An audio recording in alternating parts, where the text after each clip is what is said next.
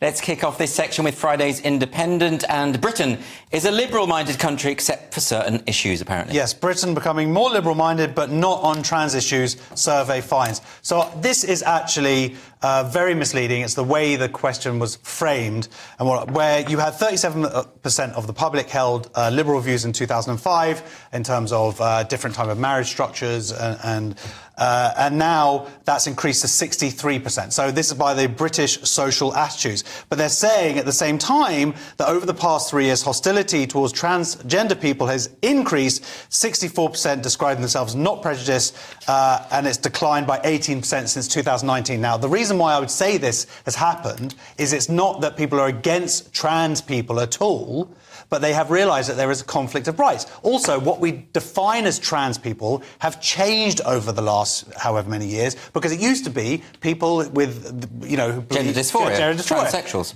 What it did was they went, no, you know what, we're going to bring transvestites in. Yeah. Which is arguably sexual fetish or whatever, but it's not the same as what people had in mind. Or non-binary. Or non-binary and all of this different stuff. So people are against an ideology that they see grooming our children, medicalising them, and this is what people... And also inflicting on women's rights. Nick, isn't it just that the people who are making this report don't know what liberal means? You know, actually, to be suggesting that you are worried about the erosion of women's rights, you're worried about the erosion of gay rights, that comes with this sort of gender identity ideology, that's the liberal position. So actually, it looks like the country's becoming liberal on all counts. It's just they don't know what liberal means. It's a good point, and they also don't know what liberal means in regards to the size of the state. They say increasingly they think the government should play a bigger role, and they're calling that liberalism. Of course, it's the opposite of classic English liberalism. I think people just don't know what it means. Yeah, it's maybe socialism or leftism or something, but yeah, it's absurd. And this article tells on itself, because it admits that Britain's becoming more liberal on all issues, but not trans issues.